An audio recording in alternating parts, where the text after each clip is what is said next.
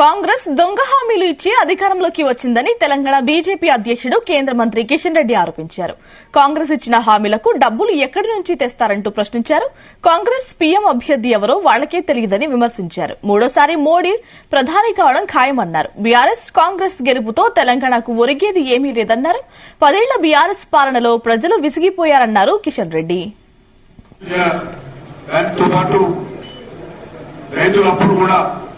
ప్రమాణ స్వీకారం చేసిన రోజే ఆదేశాలు ఇస్తాను. మీ కాంగ్రెస్ పార్టీ నాయకులు చాలా పెద్ద పెద్ద మాటలు మాట్లాడుతున్నారు. 6 గ్యారంటీలు ఈరోజు 6 గ్యారంటీలుగా మారిపోయాయి. 6 గ్యారంటీలు చూపించి గ్యారంటీగా మార్చి ప్రజలు మభ్యపెట్టి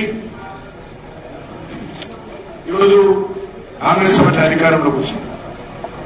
అధికారంలోకి వచ్చిన తర్వాత కూడా వారు ఏ మాత్రం కూడా ఇచ్చిన హామీల మీద దృష్టి పెట్టడం లేదు. వాళ్ళు ఎంతసేపు రాష్ట్ర కాంగ్రెస్ పార్టీ దాని ప్రభుత్వము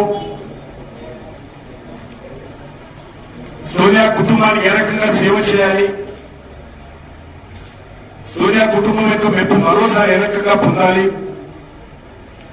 సోనియా కుటుంబానికి ఉదయం ఏ రకంగా చేయాలి, సోనియా కుటుంబానికి ఏ రకంగా సూట్ కేసులు మోయాలి అనేటువంటి ఆలోచన తప్ప